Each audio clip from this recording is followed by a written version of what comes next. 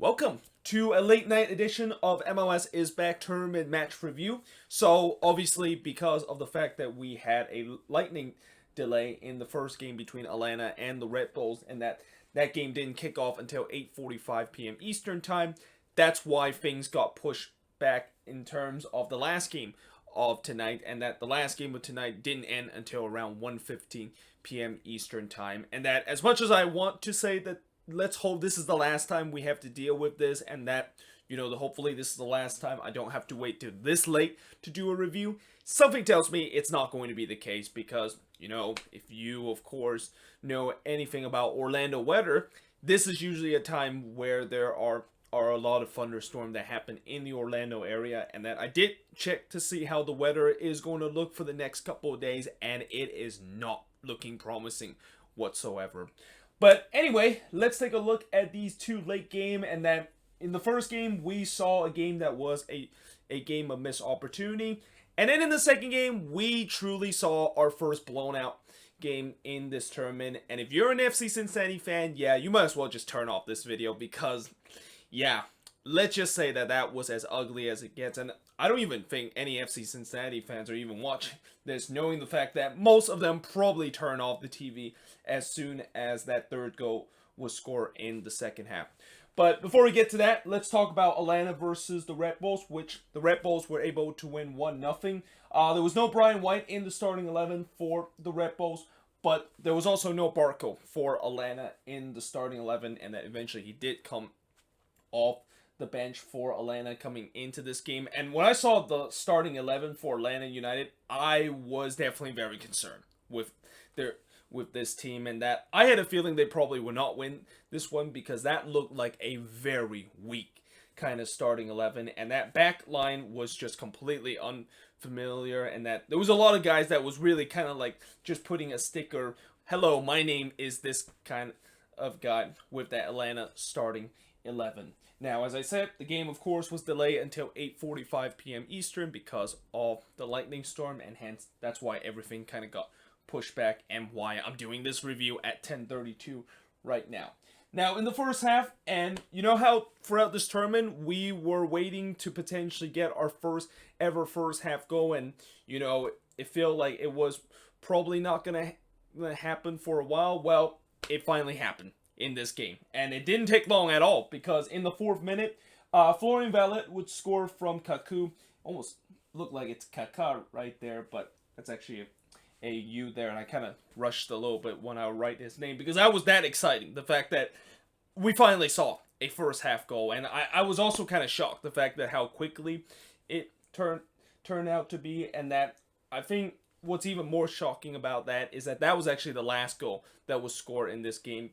As I said before, this was really a game of missed opportunity, and that both teams definitely had chances to potentially score more than the one goal that was scored in this game.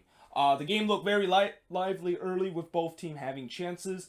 In the 24th minute, the Red Bulls had a chance to make it 2-0, but Guzan made a great save on Daniel Roy, who had an absolute free header.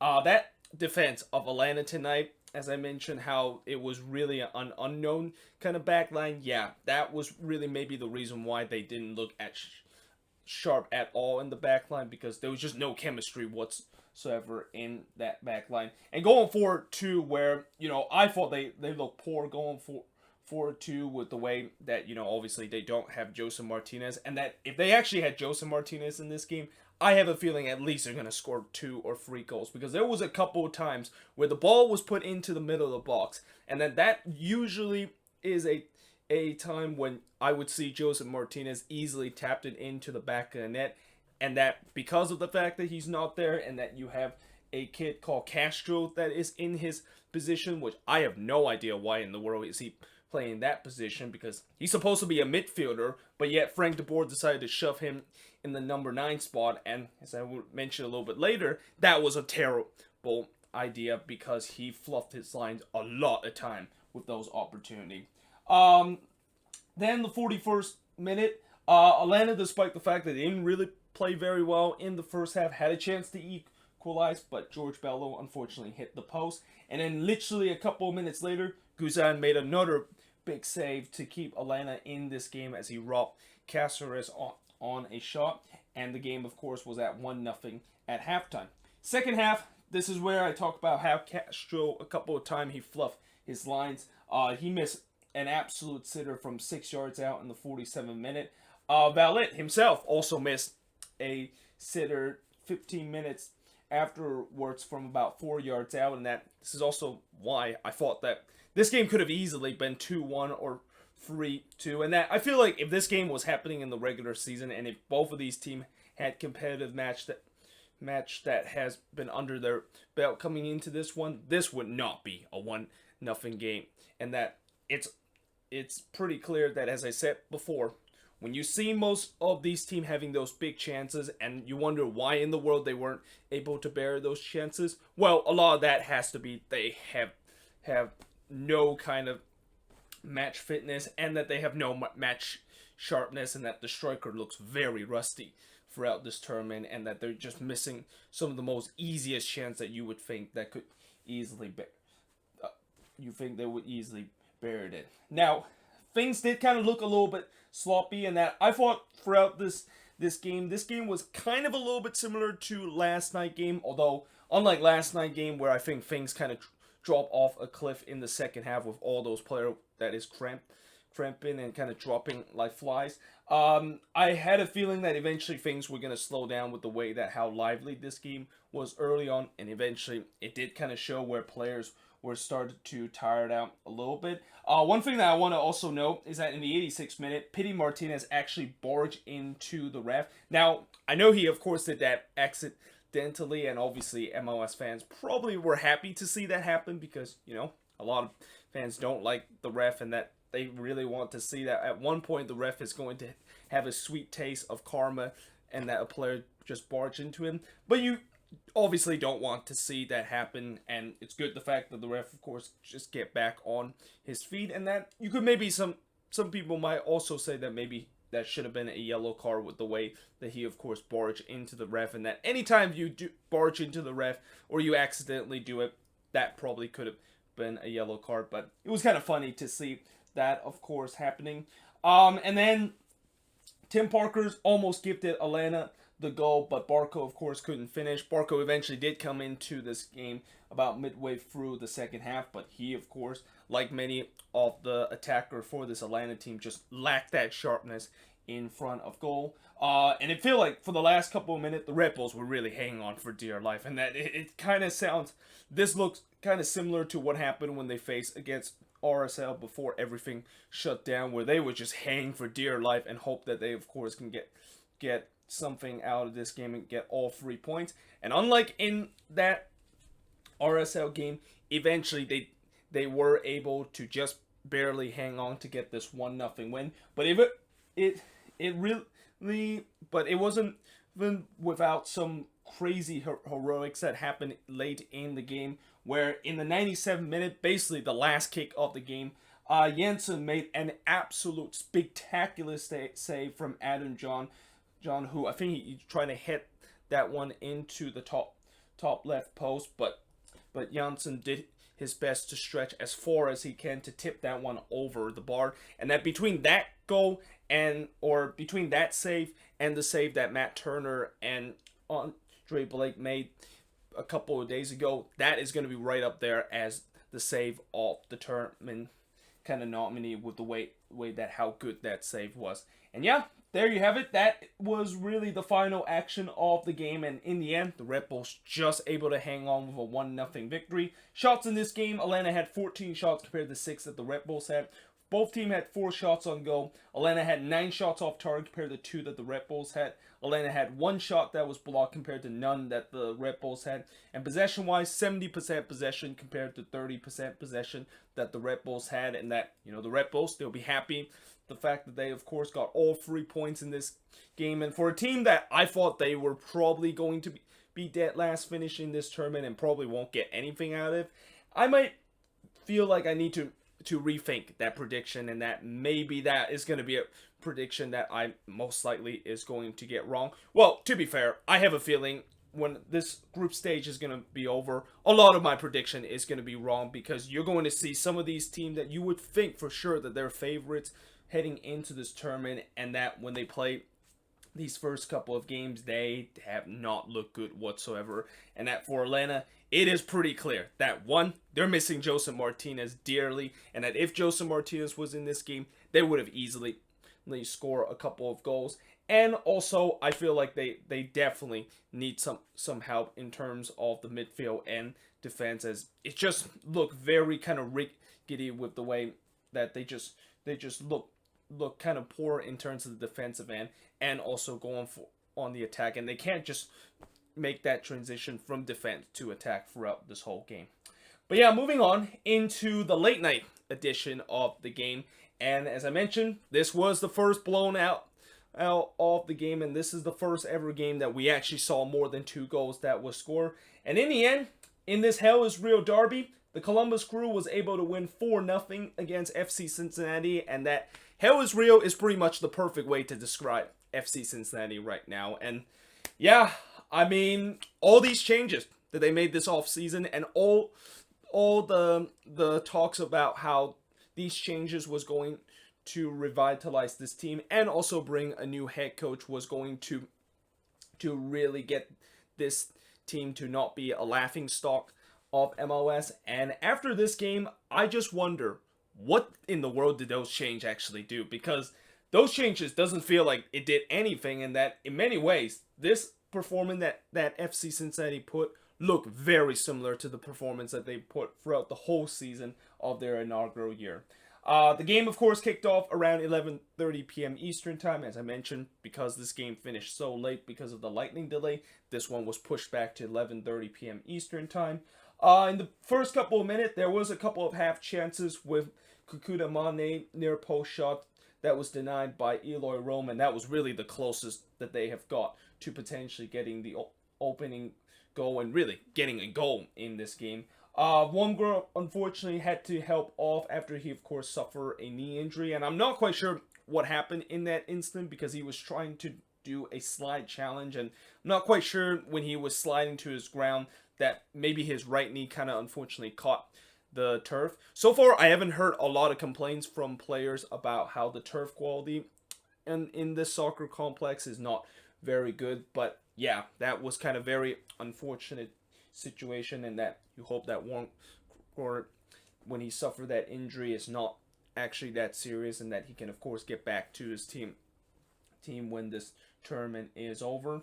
Then in the 24th minute, Zaire looked like he probably won Columbus a penalty after he was tripped up in the box. And, you know, this is a bit of a debatable call, because when you look at real time, it looked like he kind of went down a little bit too easily. But when you slow it up, it looked like clearly he was tripped up by that FC Cincinnati defender, and that clearly that should have been a penalty. But they didn't go to VAR in that instant. And in fact, VAR has been rarely used throughout this tournament, and that it did kind of use a little bit, which I'll get to the point when they kind of use VAR in this instant, but we haven't seen any situation where the referee actually decided to just go to the monitor and look at himself before making the decision, as we see many times throughout this season and last season in MLS.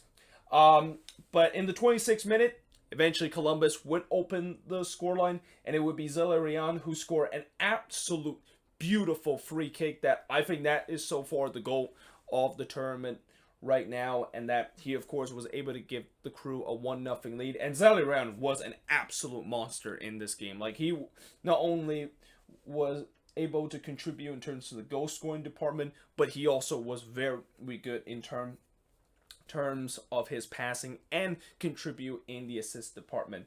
4 minutes later, Jerzy Zardes scores from Jonas Mokhtar. What a pass this was from Jonas Mokhtar from Jerzy Zardes to give the Crew a 2-0 lead. And this is where I, of course, will mention a little bit about the VAR and how they did kind of look to see if Zardes was actually onside. And, you know, it was close to see whether or not if he's onside. But I think even if they look at VAR in that instant, they might still kind of withhold the call, and that the crew, of course, were able to get a 2-0 lead. And then Diaz almost made it 3-0 when his shot just went wide, and that the FC Cincinnati defense was virtually non-existent in this game. And it's going to get worse in the second half, because in the second half, Zardes with scores from Zadarian. You know, it's a great cross from Zadarian, no doubt about it, but there was some shocking defending from FC Cincinnati in this goal. First of all, they leave Zadarian with just acre of a space.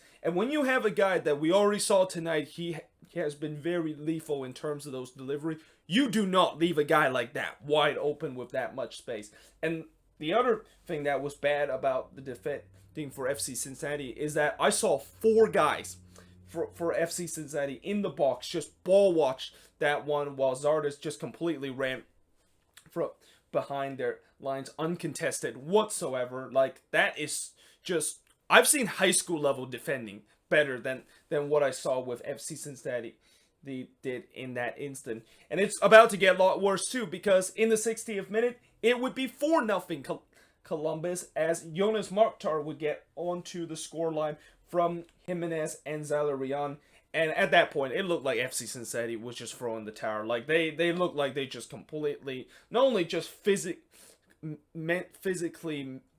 broke down, but they just mentally broke down too, because the players just looked super dejected. And that, you know, with the way that this game was just so out of reach, this is why the pace kind of started to slow down. But I'm also want to question, why in the world did FC Cincinnati did not try to get a couple of consolation goals to improve the goal differential? Like, yes, I understand you are, of course, dejected about what has happened to your team, but you got to think about the goal differential, and that goal differential is very crucial in this tournament, because if there's a tiebreaker that they are involved, with now them getting a -4 goal differential, that could be a crucial blow in terms of their potential chance of winning the tiebreaker.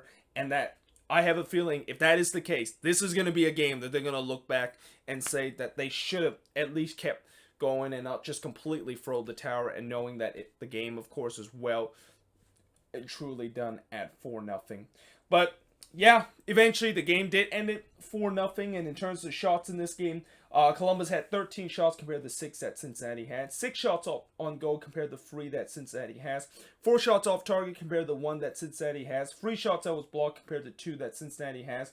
And possession-wise, 62% possession compared to 38% possession that FC Cincinnati has. And yeah, there you have it. That is pretty much it for the review of today. And it's hard to believe that in about 7 hours time, we're going to have another game that is kicking off in the MLS is back tournament, as the game that is going to be kicking off at 9 a.m. Eastern time and 6 a.m. my time is going to be between DC versus TFC. And I, of course, will not be watching that game, because, you know, with most of these 6 a.m. games, there's just no way in the world I'm going to wake up that early to watch these kind of game. And tomorrow, I think, will be the first time where we actually will see 3 games that is going to be happening throughout this MLS's back tournament. So, of course, I'm going to have to try to not write as much detail as I would do with these 2 games. I mean, when you have only like 1 or 2 games, obviously the reason why I write a lot of detail is because I have more room on the board to do that. But when you have those 3 or 4 games that is going to be kicking off, I'm gonna, of course, unfortunately, have to write a little bit smaller or not as much detail, because of the way that I just don't have a lot of room to write these kind of things. But either way, hope you guys enjoy this video. If you do, make sure you guys leave a like, smash the subscribe button, and yeah, I, of course, will see you guys next time.